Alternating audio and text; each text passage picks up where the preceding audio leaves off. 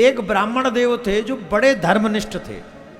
धर्मनिष्ठ माने यज्ञ होम सब करते थे, बड़े अच्छे से थे, यज्ञ इत्यादि करते थे। उनकी पत्नी जो थी कोई देवी देवता नहीं पूजती थी, वो सिर्फ अपने पति की ही पूजा में अहरनिश लगी रहती थी। अहरनिश अपने पति की पूजा में।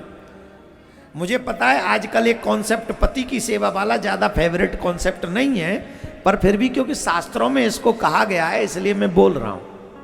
शास्त्रों में इसको कहा गया है इसलिए मैं बोल रहा हूं।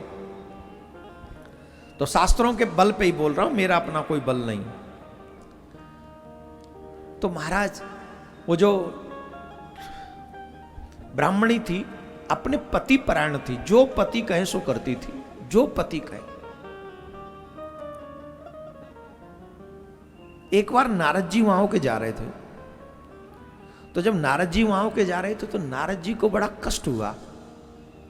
कष्ट क्यों हुआ? ये पंडित जी यज्ञ भी करते हैं, गायत्री जाप भी करते, सब करते, ठीक है, पर अभी तक इनकी शरणागति नहीं हुई भगवान के चरणों में। इनको गुरु मंत्र नहीं मिला, और गुरु मंत्र नहीं मिला तो जो पंडित जी यज्ञ करते हैं, भजन गायत्री जाप करते हैं, आदि आदि जो करते हैं, इसका ज्यादा से ज्यादा फल क्या होगा? बोले स्वर्ग में निवास। क्या होगा? स्वर्ग में निवास। और स्वर्ग में कब तक रहोगे? क्षीणे पुण्यम मृत्युलोकम बसंती। जैसे ही हमारे पुण्य नष्ट होंगे हमें मृत्युलोक में आना पड़ेगा। और पतिव्रता स्त्री कहां जाती है? बोले जहां पति जाता है। ध्यान से सुनना, जिस लोक में पति जाता है उसी लोक में पत्नी जाती। अब इतनी धर्मपरायण पत्नी, अपने पति के प्रति इतनी निष्ठावान, पति ज्यादा ज्यादा स्वर्ग जाएगा, और स्वर्ग जाके भी अगर इस देवी को इतना पतिपरायण होकर स्वर्ग ही मिला तो क्या लाभ? तो एक दिन नारद जी उनके घर में अतिथि बनकर पहुंच गए, और नारद जी को आया देखकर ब्राह्मणी बड़ी प्रसन्न होकर उनको भोजन कराया। और भोजन कराया, नारद जी ने भोजन किया, नारद जी ने भोजन कर लिया। और जब नारद जी ने भोजन किया तो नारद जी ने पूछा, कौन गुरु हैं आपके, किसका मंत्र जाप करती हो? तो बोले गुरु जी क्या होते हैं? गुरु जी क्या होते हैं? कोई गुरु जी नहीं है तुम्हारे? बोले नहीं। अरे राम राम राम राम राम, तुमको पहले बताना चाहिए था, तुमने हमारा दम भ्रष्ट करा दिया। जिसके गुरु नहीं होते उस हाथ से तो बना हुआ भोजन नहीं करना चाहिए। भोजन तो बहुत दूर की बात है, जल भी नहीं पीना चाहिए। अरे तुमने मेरे जैसे त्यागी पुरुष को भोजन कराकर मेरा धर्म भ्रष्ट कर दिया। नारद जी बाहर गए, कंठ में उंगली डाली और सारा बमन कर दिया, जो भी भोजन बनाया था बड़े प्रेम से, सब बमन। अरे राम राम राम, अब हमको प्रायश्चित करना पड़ेगा, तुम्हारे हाथ से भोजन कर लिया।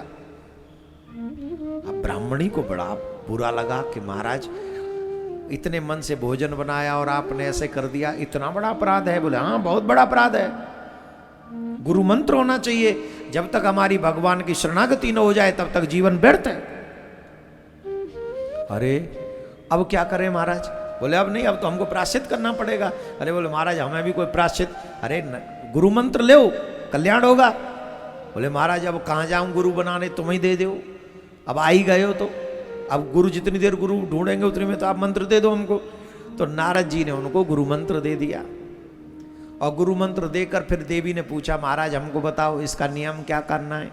बोले उल्टा सीधा कुछ खाना नहीं है, मंत्र किसी को बताना नहीं है, माथे पे तिलक लगाना है, गले में कंठी, हाथ में कलावा, भगवान का भजन, यही करना है। एक और बात करनी है। बोले क्या? जिसने गुरु मंत्र न लिया हो उसका स्पर्श नहीं करना है। जो भगवान की शरणागति हो उसी का स्पर्श करो। सावधानी से सुनना सब। कितना अछूत है जो भगवान का नहीं बना, वो उसको छूना भी नहीं। बोले अच्छा महाराज जो आज्ञा। अब नारद जी तो चले गए। नारद जी एक और बात कह गए, बोले गुरु जी अगर मन में कोई संशय हुआ तो बोले हमको याद करना, हम प्रकट हो जाएंगे, हमको ऐसे वैसे गुरु थोड़ी है, तुरंत प्रकट हो जाएंगे। बोले ठीक है। अब शाम को पंडित जी आए, और पंडितानी को बात याद रही कि जिसने गुरु मंत्र नहीं लिया उसको छूना नहीं है। और पंडित जी ने गुरु मंत्र ले नहीं रखा, तो पंडित जी ने दूर जैसे ही कहा तो अरे ब्राह्मणी जल लाओ, तो दूर रख दिया जल, ये ले लो। ब्राह्मणी भोजन लाओ, ये भोजन बना दिया, ले लो।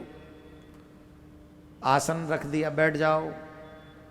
और जब शाम को एक ही पलंग पे सोते थे, अब पंडितानी ने पलंग अलग रख लिया। अब पंडित जी देखें ये क्या हो रहा है, ये क्या सिस्टम है, घर में अछूतों जैसे व्यवहार हो रहा है, हमारे संग हाथ नहीं लगने दे रही है, दूर से भोजन पकड़ा रही है। पूछा अरे देवी मैंने कौन सा अपराध कर दिया ऐसा, अरे जब मैं गया था तब तो सब ठीक था, अब पीछे से क्या हो गया। बोले कुछ नहीं हुआ, मैंने गुरु मंत्र ले लिया, शरणागति हो गई है मेरी। अब जो है सो देखो मेरे गुरुदेव ने कहा जो भगवान की शरणागति नहीं है वो उसको छूना नहीं, तो दूर रहो तुम, बस हाथ जोड़ रहे हैं हम, हमारा धर्म मत भ्रष्ट करो। पंडित जी बोले अरे बाबरी, हम लोग ब्राह्मण आदमी भगवान की उपासना करने वाले, कहाँ तू गुरु मंत्र के चक्कर में पड़ गई।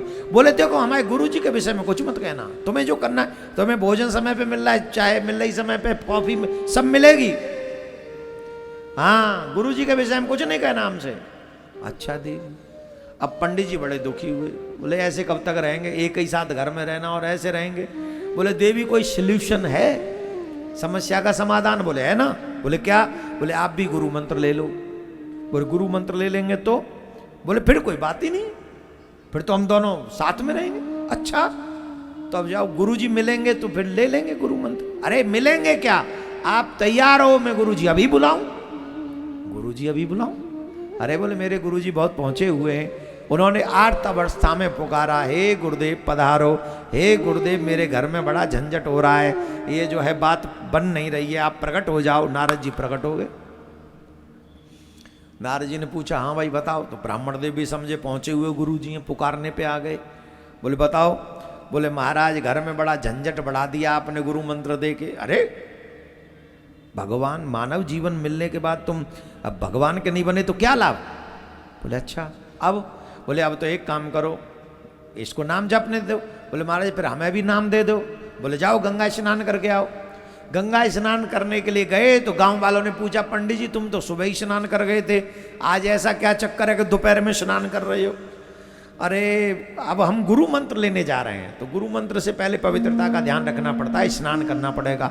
अरे पंडित जी तुम कौन है, पंडित जी बना दिए, ये पितृपक्ष चल रहा है और पितृपक्ष में तुम गुरु मंत्र लोगे। अरे राम राम राम राम, इन दिनों में तो कभी शुभ काम नहीं किया जाता और तुम गुरु मंत्र लोगे। पंडित जी की बुद्धि फिर गई।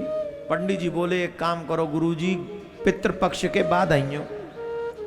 गांव वाले कह रहे हैं, कई लोग होते हैं ना गुरु मंत्र को टालने के चक्कर में या कोई बहाना कुछ भी, अभी नहीं। अच्छा हम लोग कई बार कथा करने जाते हैं, बड़े 7 दिन भावनाओं बढ़ती यूं यूं यूं भावनाओं बढ़ती है और अब वो रेडी नहीं हो पाते प्याज लहसुन छोड़ने के लिए। अब उनको टेंशन होती है गुरु मंत्र लेंगे तो प्याज लहसुन छोड़ना पड़ेगा। तो उसके लिए अब रोज तो मन तो बनता है गुरु मंत्र लें, पर लहसुन प्याज छोड़नी पड़ेगी। तो वो क्या कहते गुरु जी हम वृंदावन आके गुरु मंत्र लेंगे। हम उसी दिन समझ जाते हैं ये कभी नहीं लेंगे। इन्हें तो गुरु ऐसा चाहिए जो ये कहे कि तुम ये खाते भी रहो, ये पीते भी रहो और मन करे वहां जाते भी रहो और फिर नाम जप भी करते रहो। ऐसा गुरु चाहिए इनको। पंडित जी ने कहा गुरु जी ये पितृपक्ष निकल जाए, खोटे दिन आए, इनमें शुभ काम नहीं होता, फिर कभी मंत्र ले लेंगे। बोल ठीक है फिर ले लेना। नारद जी चले गए और देखो भगवान की माया अपरंपार। पूछो क्या हुआ। पंडित जी के जीवन की यात्रा पूरी हो गई पितृपक्ष में ही, पितृपक्ष में ही पूरी हो गई। अब इतने अच्छे कर्म करे थे, स्वर्ग गए और पत्नी इतनी अच्छी थी, पति के साथ ही सती हो गई, स्वर्ग गई। स्वर्ग से सुख भोगने के बाद क्या हुआ, उसी ब्राह्मणी का एक राजा के घर में जन्म हुआ, वो राजकुमारी बनी और वो पंडित जी थे उसी राजा के यहाँ के हाथी बने। कौन बने, हाथी बने। और जो राजकुमारी थी वो जानती थी कि यही मेरा पति है। भजन का प्रभाव था, सत्य का प्रभाव था, वो जानती थी ये मेरा पति है। रोती थी कि अगर इसने गुरु मंत्र ले लिया होता तो आज ये हाथी नहीं बना हुआ होता, आज मेरा भी दोबारा जन्म नहीं होता। बेटी बड़ी हुई, राजा ने स्वयंवर किया। स्वयंवर में ये कि स्वयंवर में तो सब अपने हाथ से माला पहनाते ना राजकुमारी, तो उसने जाके हाथी को माला पहना दी। राजकुमारी का विवाह हाथी से हो गया। सब राजकुमार कहें पागल हो गई है क्या, एक बुद्धि ठीक है कि नहीं, शी इज क्रेजी, हाथी से विवाह कर रही है। माँ बाप ने भी समझाया बेटा जीवन कैसे कटेगा, तो बोले कहा पिताजी आप जानते नहीं हो, ये मेरा जन्म जन्म का पति है, आप जानते नहीं। पिछली बार गुरु शरण मंत्र नहीं लिया, हरि शरणागति नहीं हुई, जिसके कारण ये जो है दुर्दशा भोग रहा, हाथी बन गया। हाथी भी रोने लगा, हे प्रभु पिछली बार ही जन्म सुधार लेते तो आज ये दुर्दशा नहीं होती, अब देखो कैसा तमाशा बन गया हमारा। तब नारद जी को पुकारा उसने, हे गुरुदेव प्रकट हो। तब गुरुदेव प्रकट हुए और गुरुदेव ने राजा को कहा ये जो तुम्हारी पुत्री कह रही है वो ये सत्य है, सब कुछ सच है, ये पिछले जन्म का ही कर्म भोग रही है और ये भी कर्म भोग रहा है जो हाथी बन गया है। तब जाके उनका कल्याण हुआ। गुरु मंत्र लेने के बाद राधे राधे बोलना पड़ेगा। महाराज मनु जो संसार के पहले मानव थे वही 12 अक्षर मंत्र मिला। जिनको शरणागति मिल गई है उन्हें चिंता करने की आवश्यकता नहीं है, तुम्हारा कल्याण होगा, तुम्हें भगवान के धाम ही जाना है, तुम यत्र तत्र नहीं जाओगे। सोचनीय तो वो लोग हैं जो मानव जीवन पाने के बाद भी अपने कल्याण की चिंता नहीं करते हैं, उनको सोचना चाहिए, आपको नहीं।